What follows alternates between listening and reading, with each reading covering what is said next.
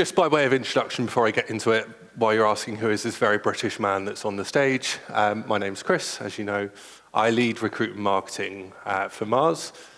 So after that very apt introduction, Mars is probably a brand that you know, but you potentially don't know, if that makes any sense whatsoever.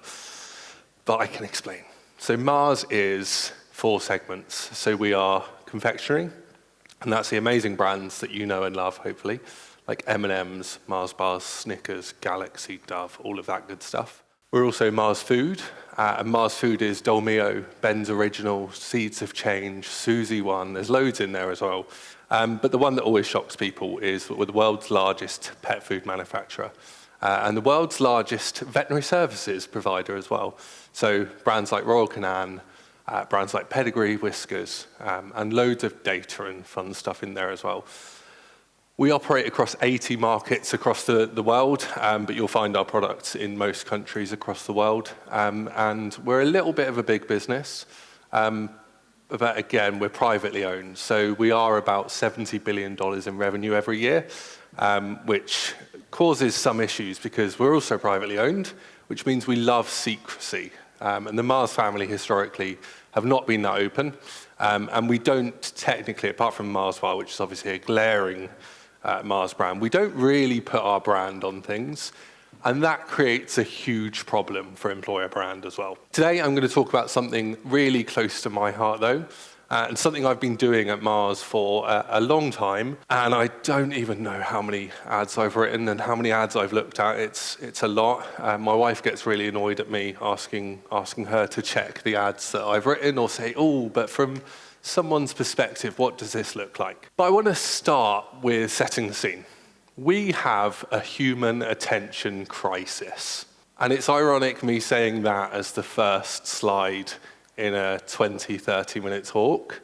But this is also your permission because we don't pay attention to things anymore, not like we used to. And there is so much media and consumption being thrown at us. So this is your permission. Don't feel bad if you find your thoughts wandering during this talk. Try and bring them back. It's nice to be listened to. But this is your permission that you're allowed to catch your thoughts wandering because we just can't pay attention anymore. And the reason behind that, it was mentioned in the last one, is TikTok. Social media in general, but TikTok is a huge drain on our energy. You can see the stat there. The average digital consumer's attention span has shrunk by 33% in the last 10 years. I'll just let that sink in for a second. 33% loss of attention span in 10 years. I genuinely find myself just zoning out in the middle of conversations with my wife and friends. I love them, but I just zone out now. And that's because my attention span is like, where's the next dopamine hit coming from? When's that next scroll gonna happen? And it's just constant. TikTok has done that. We're just constantly scrolling. And it's also done something to our brains, which is a bit of a weird one, but hands up who's ever done this, because my wife constantly does it to me. She'll sit there, we'll be talking, and she'll go, oh, I read something recently. And then about 2 minutes later, you'll see her kind of thinking, and it'll be, oh, actually, I think I watched it on TikTok. So hands up who's done that. Said they've read something, and then immediately realized they've watched it from TikTok. Our brains can't tell the difference anymore. We are just becoming just this kind of people that absorb content. And we scroll a lot. Hands up who's been scrolling this morning, who checked Instagram or something first thing in the morning.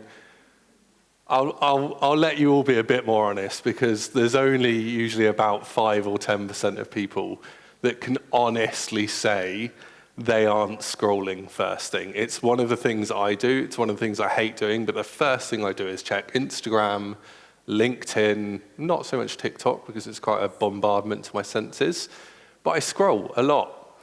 And the average person scrolls an obscene amount. And that genuinely, there's a few different versions of this stat. I try and tailor the different building. I did a talk in Helsinki earlier this year and actually butchered the name of the building. So I no longer put like Sophia's tallest building in there because I'm going to butcher the name of things. Very British. But one thing I can say is Eiffel. And if there's any Parisians in here, I know I'm probably saying that wrong as well, so bear with me. But we genuinely do that movement. And like that's going like a couple of centimeters. We do that for 300 meters a day. If you really go into that, you're doing a marathon. Anyone in here that's ever wanted to do a marathon, you're doing one all the time. You're literally doing one every month or so, not even that, just by doing that. So your thumb is probably a better runner than you are, which as someone that loves to do marathons is quite devastating. But my thumb is incredibly good at doing a marathon. So, question for everyone in here, and happy for people to shout their answers out. And there's a few different versions. So I'll give the answer. There's two versions. Obviously, I've gone for the more hard-hitting stat here. But there's two versions. So how long does the average candidate spend reading a job advert before they decide to apply or move on? So the two versions you've got, one on your internal careers website, and that's generally the longer answer because people are a bit more committed. They've made the action of going to your careers website. They've decided to do that. The other one, so hands up if anyone's got any guesses, shout any answers out. I heard 1 minute. It's way shorter than that. 14 seconds. And I've just been silent for about 5. And that's about 14 seconds. Can you imagine how little you can read in that time? How little information you can get in that time? It is so low. And I encourage you all to do this as well. Next time you catch yourself reviewing a job ad or looking externally, and one thing I always encourage with my team, which is a bit of a weird one as a line manager, is to go and look at external job ads, even in your field. But really look at it and then try and catch the point at which you go, not for me, I'm bored. Because it's going to be anywhere between 14 seconds and a minute. And that minute, and actually it's not even a minute, so big piece of data we did on our global careers website, and it's about 49 seconds when someone's on a global careers website. They've made the intention to come and look at a job advert, and they're not even looking at 14 seconds. And the time really ranges quite substantially from there as well. So what that says to me is that we really need to rethink the way we advertise jobs. And the key word in there is advertise. Because for too long, as a collective, as an employer brand group, as talent acquisition, as HR, what we've been doing is just posting slop a lot of the time. That's a nicer word than I wanted to use. The word that I wanted to use is probably creep into this a little bit further down the line. But we just post, I'm going to say it, we post utter shit. It's boring. And the content that we put out there, and genuinely, when I started doing this, so I'll come on to why you should listen to me at the end, always like a hook.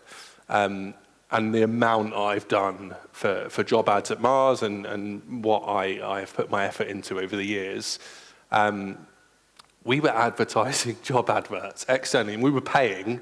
So we were paying anyone that works on LinkedIn and posts jobs on there. You know that it's $2,000 a slot, so it's not a small amount of money. So we were paying $2,000 to put 6 pages up, and it was boring. I love Mars. I've worked there for 8 years. I'm about as a Martian as you can get. But it was so boring. I think I made it about 3 lines before wanting to just run away and leave and just not do any of that again. So most job adverts, we say they're job adverts, and there's a few snickers there, which is good because it says that anyone knows this meme. It's when I use this type of meme that I've redesigned, it really splits the room, because either you have absolutely no idea what that's in reference to, or you remember the Spider-Man meme where they're like pointing at different versions of Spider-Man. But most job adverts aren't actually adverts. We're just maybe sprucing up a little bit. We've maybe gone to this 6-page job description, and we've gone a little bit long. I'm just going to remove this paragraph. And then we're like, oh my God, it's the most attractive thing ever. This is going to hire all the talent we ever need, and we're never going to have a problem again. And then we post it, and then we're like, problem solved. And then 3 days later, we're like, how have I got no applicants? Like, what's happened? Or a hiring manager comes to you and goes, Chris, and this has happened to me many times before, I looked at your training on job adverts. I loved it. I've rewritten some of my own. Can you have a look for me? And I'm like, yes, I'm so excited by this. What have you changed? Because you've got some weird things in there. Like one of them, you literally have 3 bullet points about needing to know Microsoft Excel, needing to know Microsoft Word, needing to know Microsoft Teams. We're in 2025. We spent many years unmuting ourselves on Teams and Zoom and everything. We're all good at that now. So what I'm trying to say is we're not advertising jobs. We're just posting job descriptions still.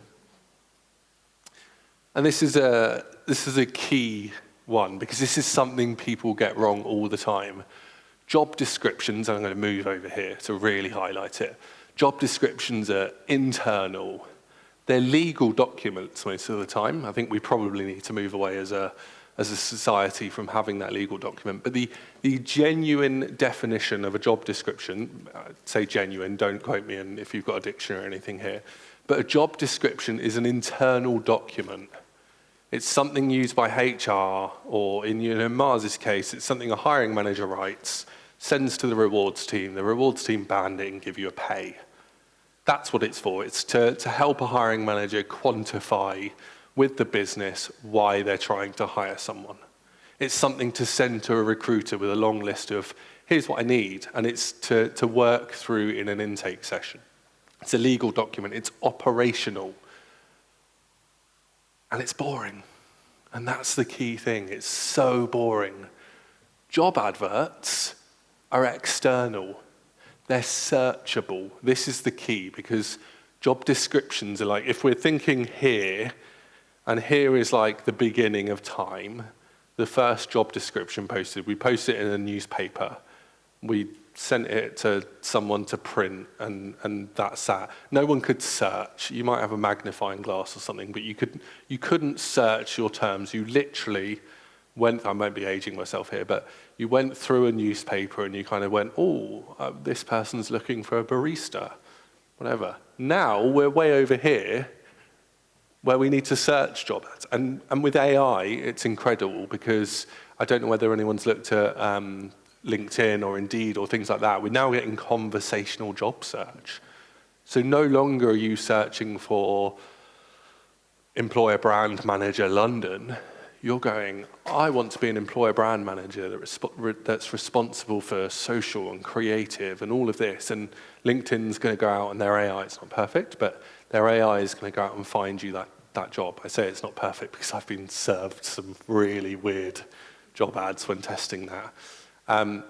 So we're still advertising jobs as if we're way over there, but we're here. And the key I always use here as well, and I come onto this point a lot, so it won't be the first or only time I say this, but hands up who's bought a new iPhone in the last 2 years, or phone in general. Quite a few of us. When you bought that iPhone, was that ad, we all know Apple's marketing strategy, it's blank slide, one word.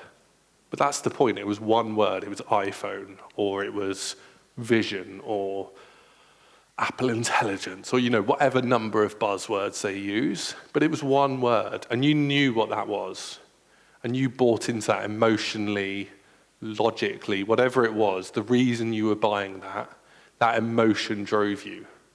Would you have bought that same iPhone if, instead of that one slide, swanky looking thing, it was like a 10-page document on how to use your iPhone, like what it does. You wouldn't. Like, you'd just be so bored. You just wouldn't bother. And that's the key difference between these two. Because whilst we think we're selling iPhones and we're selling the dream, and it's the same with any other big brand, and that's why I loved being on After a Marketer, and hopefully we've got some more marketeers during the day. So we need to sell the job to the candidate. And this is what our role ultimately is. We are salespeople, but we're salespeople when we're selling people. I need to probably be careful about how I word that before I go to the airport tomorrow and I'm arrested for human trafficking. But we're ultimately selling to people. And we're selling whether that be people internally. So we're saying, Mr. Hiring Manager, I've got this amazing candidate. Or we're selling to a candidate and we're selling them the dream. Come and work for Mars because you get free chocolate. True. It's a great perk. Or come and work for XYZ company because we do this, because this is our culture, because this is what we're about. That's what we need to get to. But Chris, how do we do that? And this is the key point. I'm not all doom and gloom. I'm not all bad news. I come with my blueprint. Number one, keep it concise. I talked about this. Hands up who is even going to bother reading that paragraph. I was genuinely toying, there's about 3 people that put their hand up for those of you who can't see. I was genuinely toying with the idea of sticking something in that I didn't, just, you don't need to read it. But long paragraphs are really boring, especially when you're not sure. I have to literally look at this slide because I'm not memorizing that. Especially when you're not sure whether you want to apply to a job, or even if you're not even really paying attention to what's on the screen. But I was going to put something in there as like a hidden Easter egg, but I just knew no one would read it. Ultimately, you've got the same detail, you've got more than you need to know, and hopefully you have a little bit more of an emotional response to that one thing. Long paragraphs lose attention. And so this is a key point. When I started to do the work at Mars, what we found is that there was a 480-word boilerplate around Mars. Most of the time it's out of date because we're growing rapidly. New brands change, whatever it may be. But people just weren't even reading past that boilerplate. So they weren't getting genuinely, they were reading the job title, and they might have got a little bit of information about the job, but they weren't reading any further than that. And that's a problem. Second point, and I don't know whether anyone's heard this, but there was a review or research done by Harvard Business School. It's a little bit old now, but it's been re-researched a couple of times.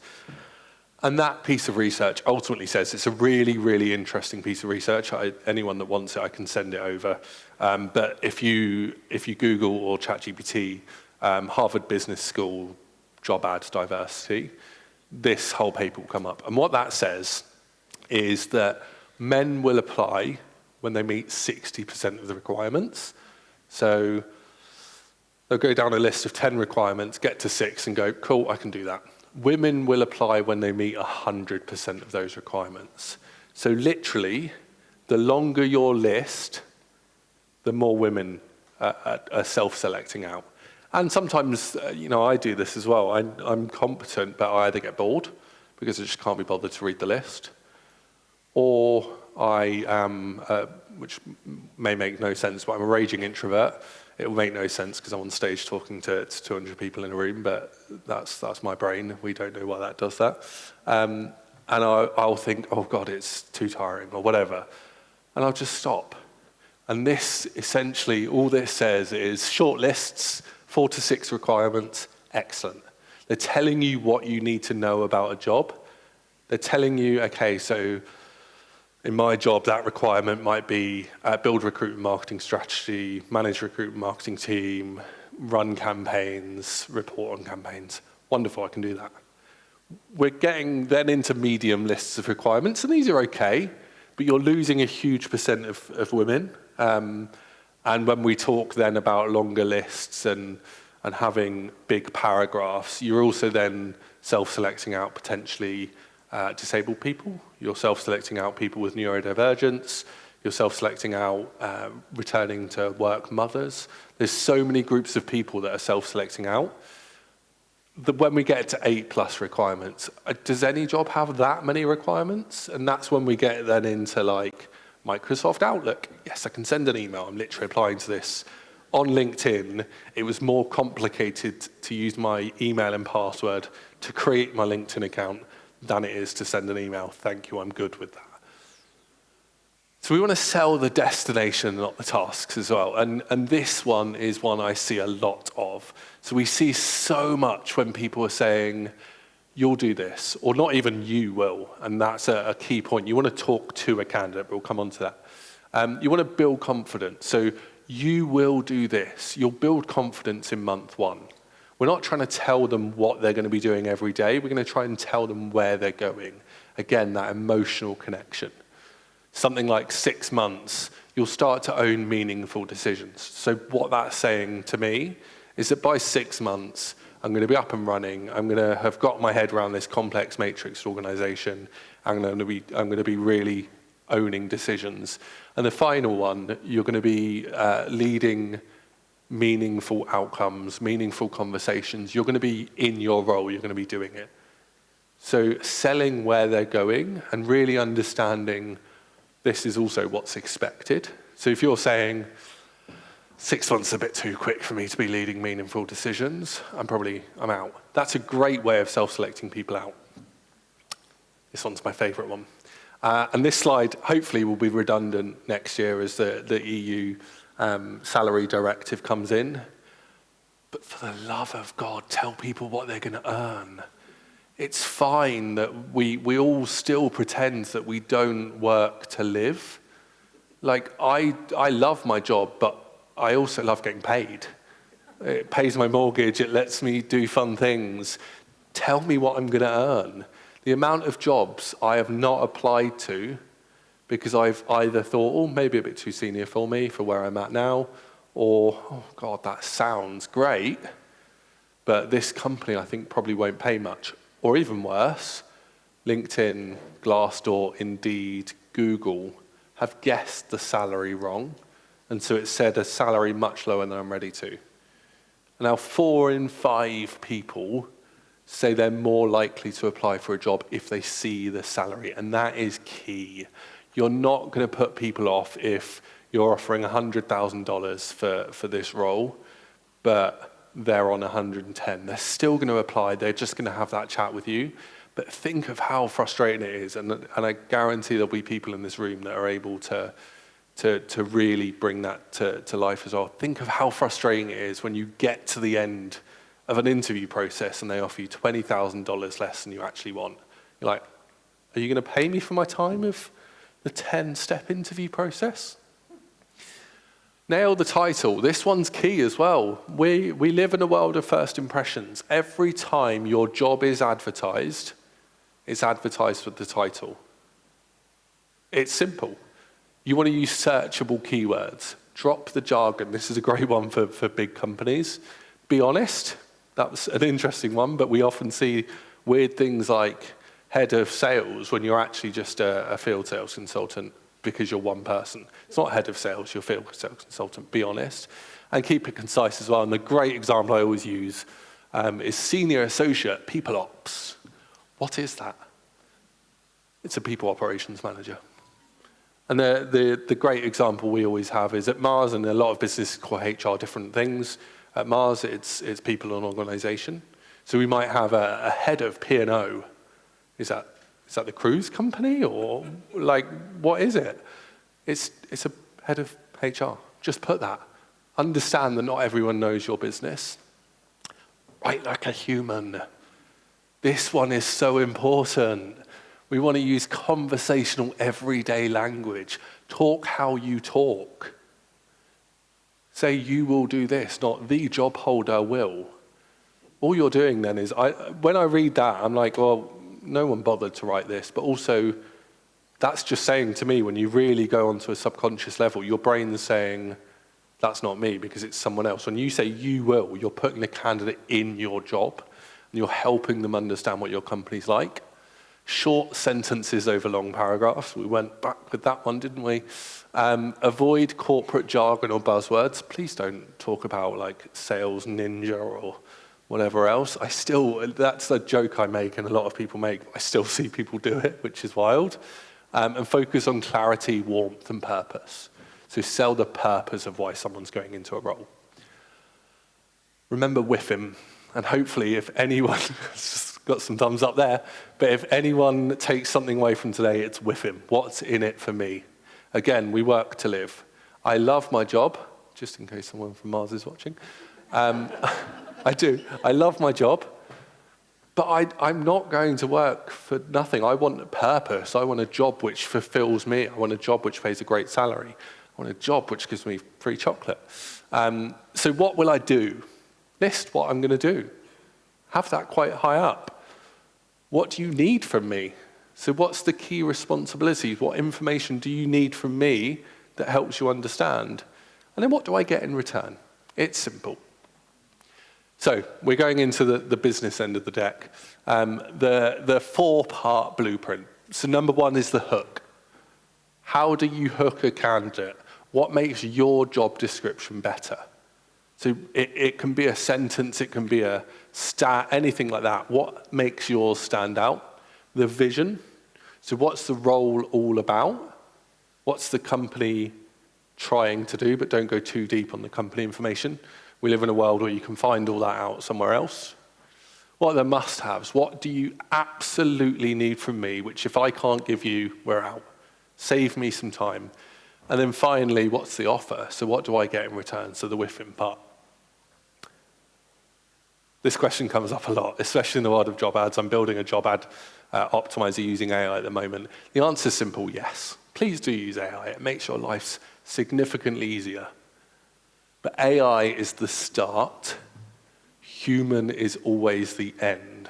So you'll see this, any big organization or company or ChatGPT, OpenAI, whatever, they'll be talking about human oversight and human involvement in the process, and it's the exact same thing with writing job ads. AI is fast. It's incredible. You can put that in, and you can have this incredibly written job ad in your format with your brand guidelines, but check it for human language, because we're ultimately connecting to humans. And as good as AI is, I sometimes read it, and I'm like, the first line, I'm like, oh my God, I'm out of a job. And then I read on, and I'm like, okay, I'm safe for a bit. It's fine. It's fine. So what does this look like? And this is the result of me rewriting, I think with a team of copywriters, we were implementing a new ATS, and we had this opportunity to rewrite. We hire a lot of people, as won't surprise you, but we rewrote about 1,000 job ads in a month. It was a really quite depressing time of my life. And I started to dream in legal documents. But ultimately, the format that we came up with is now used mostly by all of our recruiters, our hiring managers, and delivers, and that is probably about 20,000 job ads that have been rewritten or changed over time for different nuances. And here's what it looks like. Oh no, my slides are in the wrong order. We'll come on to here's what it looks like. I'm making you wait. It's like anticipation building. What good looks like and what bad looks like first. So too long, too complex, too internal with no value. What we want to get to is short, clear, human, value-led. Now I remember why I put that slide there, because now is what it should look like. So this is my secret sauce, which I'm happy to share with you all. So this is what we landed on. We start with the essentials: salary, job title, location. Surprising how many people don't put location. Surprising the amount of times I've seen a job ad without a title on it, which is shocking. We then go straight into a clear one-paragraph explainer of the role. Sell me the role in 2 sentences. We then go straight into clarifying what we're looking for, with 1 to 4 must-haves, and if you really need to, because you're getting a lot of applicants, a couple of nice-to-haves. But go straight in that. What we need from you, these are the deal breakers. 1 to 4 key responsibilities that help the candidate visualize themselves in this role. Use you language, talk directly to them, really engage with them, help them understand what they're going to be doing on a day-to-day. Outline the with him, so by listing what they get in return. And then ultimately, we need to stop documenting, and we need to start persuading, start converting, and start selling. Thank you.